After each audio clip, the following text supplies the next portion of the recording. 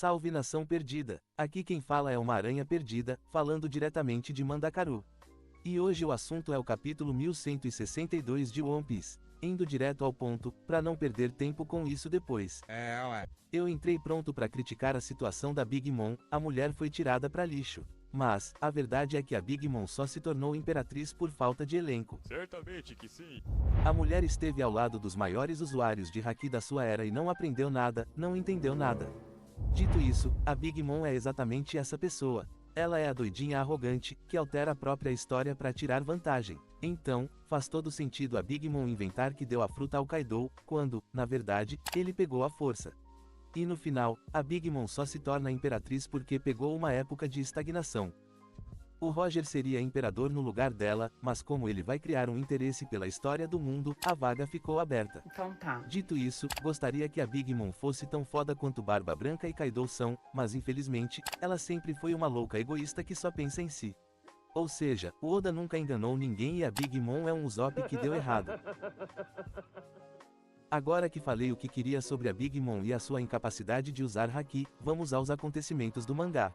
E bom, começando pela capa. Sinceramente, não entendi, e assim, acredito que o Luffy não esteja tendo tempo suficiente para se preocupar se o ano está suave ou não. Dito isso, e aí, o volume final não deixa claro o que vai acontecer a seguir. Enfim, foda-se também. Vamos ao próximo tópico, a loucura. A ilha inteira está espelhando o título. E das muitas confusões acontecendo, a principal é a do Rox que entrou em conflito com o Garlin. Mas aí, o Oda não nos entrega o ouro de cara, primeiro ele vai encaixar temporalmente esse momento ao trazer o Kuma e Ivankov pegando os frutos. E, como a dupla está procurando frutos que podem facilitar a fuga da ilha, acaba sendo uma saída muito boa para esconder os outros frutos. Dito isso, as coisas acontecem como deveriam. A Big Mom rouba a fruta do dragão e o Kuma escapa com a da patinha. Logo depois, tem uma cena, aonde aparece um cara muito parecido com o Marcos derrubando o machado prateado. Não, nada a ver, irmão. E apesar de parecer, não é, né? O Marcos era um adolescente, semi-adulto nessa época. Apesar de parecer, não tem como ser ele. E bem, saindo do falso abacaxi, a redenção do Garp finalmente chega. Dito isso, o que o pessoal farmou criticando o Garp nas últimas semanas foi insano. E até aí, normal. O pessoal é muito emocionado e precoce mesmo. As pessoas são naturalmente tóxicas quando o assunto é a ficção. Se algo não aconteceu como elas acham que deve acontecer, aí fudeu. Faz tempo. O Garp saiu de um avô legal pra um protetor de dragão celestial arrombado. O pessoal esqueceu que o Garp nunca quis ser um almirante. Ou seja, alguma coisa aconteceu pra ele não querer ser um, mas enfim, ser precoce faz parte da natureza humana. Ué. Dito isso, para manter a ideia ainda viva, o Garp não está ajudando ninguém, né? E o Sengoku então, o cara era o Akainu da sua geração. Ué. É por isso que ele salva o irmão do Doflamingo, ele deve ter ficado maluco ao ver um dragão celestial sofrendo. Mas enfim, eu não vou criticar o cara só porque ele é um merda, longe de mim fazer isso. Então, vamos ignorar o merda do Sengoku e seguir em frente. E bem, nas duas próximas páginas, tem alguns problemas, quer dizer, problemas não é exatamente a palavra. É mais sobre ter calma na empolgação porque coisas podem mudar nos próximos dias, entendeu?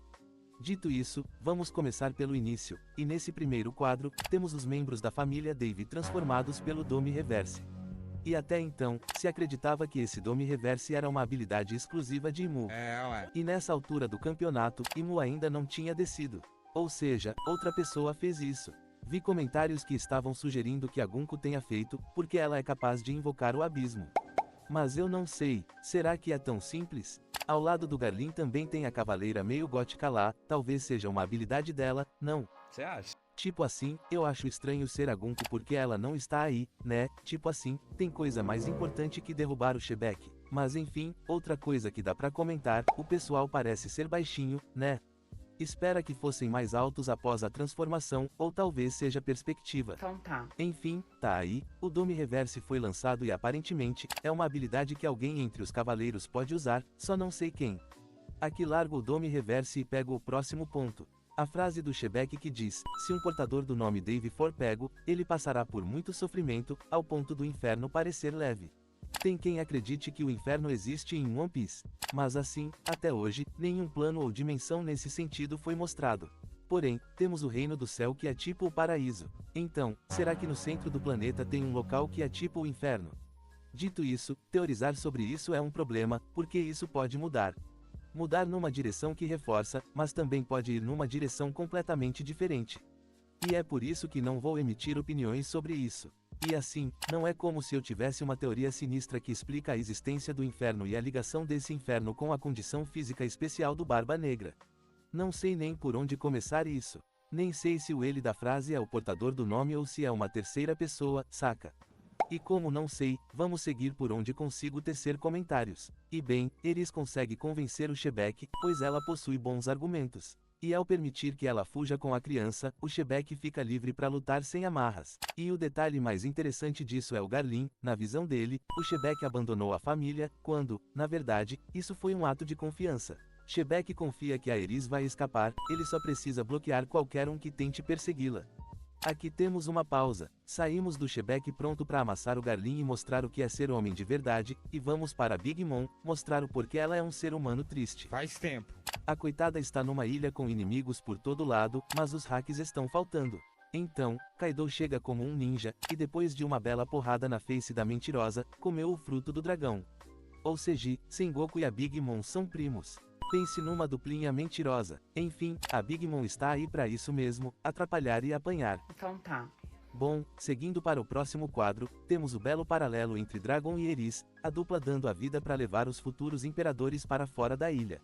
E falando sobre a Eris, sabemos que ela partiu para Luluzia e tem especulações sobre o Imu ter mandado o ataque lá justamente por isso. Então tá bom. Acho que é só coincidência. Também tem a história de capa do ex, quando ele procura o Barba Negra e aparentemente, ele vai até Luluzia. Caralho! É uma conexão interessante, mas não é algo muito empolgante para mim. Então tá. E sobre o Dragon, provavelmente, ele vai roubar uma das frutas que o bando do Roger pegou. Aparentemente, tinha frutas na sala onde o Kuma comeu a dele, mas também tinha frutas em outro local, e essas ou essa, cai na mão dos piratas Rogers. Então, o que pode acontecer é, o Dragon vai encontrar o tesouro levado pelos piratas, vai procurar um baú para esconder o bebê e vai encontrar a fruta dentro. Então tá bom. E falando sobre esse fruto, temos a cena dos piratas liderados pelo Gaban chegando num tesouro. Acho que é o Gaban que comenta que tem fruta ali também. Peraí. Quê? E então, li sobre o retcon. Quando Bag comeu o fruto, alguns piratas trataram como se fosse uma lenda. Mentira! Poderia até passar pano, mas não vou. Barba Branca tá aí, Kaido, Big Mom. Os personagens tratam como uma lenda, porque nem o Oda sabia pra onde a história iria nessa época. Ué. Ah, entendi. Li a narradora agora. A Big Mom está no Armazém 1 e os piratas Roger atacaram o Armazém 2. Então tá bom. Saquei. E bom, enquanto os piratas roubam, o Garp ressurge e ele tá muito desgostoso. Ele está naquele momento em que percebe que o mundo era uma mentira. Faz tempo. Enquanto ele percebe a loucura, a marinha está atacando os moradores que só querem sobreviver. A marinha simplesmente está tratando todo mundo como pirata e massacrando sem dó. E ainda sobre esse pensamento de despertar, tem uma frase do Saturno, que comenta que corre o risco de algo a mais ser despertado. Quero ver como isso vai ficar no futuro. Se não tiver uma mudança muito gritante, é possível que o medo dele se realizou. O que ele está vendo de fora é a possibilidade de surgirem pessoas que vão querer enfrentar o governo. Até então, o único que queria derrubar o governo mundial era o Shebek, mas depois de God Valley, vai surgir a guerrilha do Dragon que vai renascer como o exército revolucionário que possui como objetivo principal a derrubada do governo. Ou seja, Imu até quis impedir, mas a semente foi plantada com sucesso. Depois de God Valley, o Garp desistiu de qualquer ideia de promoção e passou a treinar jovens marinheiros que vieram a formar a Sword. Temos o Dragon, Ivankov e Kuma que salvam várias pessoas, incluindo o Shanks.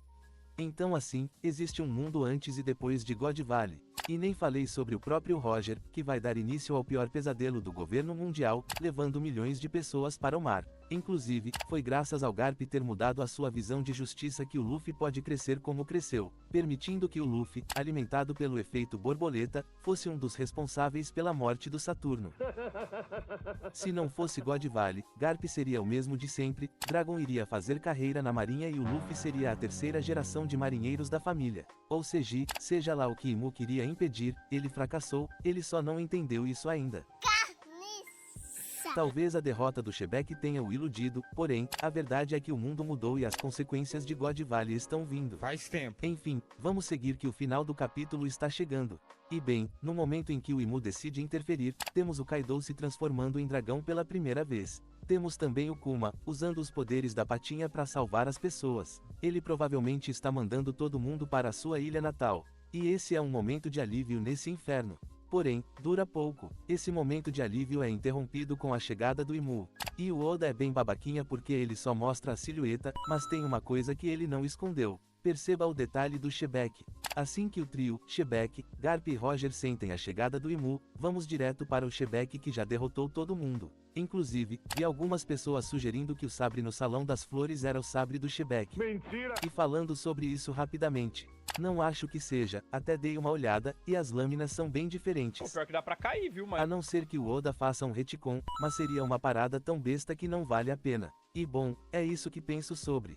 Voltando ao que queria realmente comentar. Perceba a mão com a algema que aparece no lado esquerdo da tela. Bem ao lado do fracassado do Garlin. Claramente a mão de um dos Davis que foram transformados pelo Dome Reverse. Agora, veja essa imagem, lá no capítulo 1150, depois que o Dori é transformado, perceba a sua mão. Suas unhas cresceram como garras. Ou seja, agora é certeza de que os gigantes podem voltar ao normal. Só espero que o Luffy seja mais amigável que o Shebek que certamente não foi gentil com os próprios parentes. Ué. No mínimo, uma solução existe. E já está muito bom. E com isso, chegamos na última página do capítulo. Uma união que tenta restaurar a honra do Barba Branca que decide acompanhar o Shebek na batalha final. Kaido também se junta, mas esse aí sempre gostou de brigas, então não é estranho. Dito isso, tenho sérias dúvidas sobre essa luta. Kaido realmente enfrentou Imu no corpo do Saturno. Lembrando que em Wano, não existe referência nenhuma. É só lembrar da cena do capítulo 1001 onde aparecem as sombras dos supostos adversários mais fortes e que derrotaram o Kaido. Claro, estou supondo que o Kaido vai enfrentar o Saturno/Imu. Pode ser que nem ele e nem o Barba Branca lutem realmente. Inclusive, teoricamente, o Barba Branca deve enfrentar o Garlin. Então o Kaido deve enfrentar a moça meio gótica enquanto Garp, Roger e Shebek enfrentam o Imu. Ou pior, Shebek e Roger enfrentam Imu, o Garp se foca em ajudar os inocentes e no final, vai ser igual Smoker, que levou os créditos de ter derrotado o Crocodile sem nem estar na ilha. E supondo que seja realmente isso que aconteça, vamos à frase que encerra esse capítulo. Então tá. Se nada for alterado, o que será que o Shebek quer dizer com o próprio mundo? Talvez seja uma metáfora pelo fato de Imu ser o rei do mundo, a mão negra por trás de tudo, que vem manipulando o mundo há gerações, uma parada meio os Illuminates. Ou talvez tenha uma implicação maior. Mas aí, não sou bom em prever o futuro e nem tenho bola de cristal. Então, deixo para quem gosta de fazer teorias malucas, estou aqui para ouvir. Certamente que sim. A batalha final foi armada. Os principais lutadores já estão nos seus devidos lugares, todos muito bem alimentados e prontos para se agarrarem como todo homem deve fazer. Com bastante lama e pouca roupa. Mas é isso, né? Essa cena final do Kaido e Barba Branca ao lado do Shebek é insana e perfeita para fechar o capítulo. Sem falar do Garp sem acreditar no que está vendo e o Roger empolgado, como uma criança vendo um brinquedo novo. Já o Imu, mesmo sendo uma silhueta, a impressão é que ele está passando mal. Parece que comeu demais e tá com a barriga inchada. Mas enfim, chega de esticar as coisas, falei o que queria e, se esqueci de alguma coisa, certamente foi de propósito. Então tá bom. Então é isso, até a próxima e, não se perca!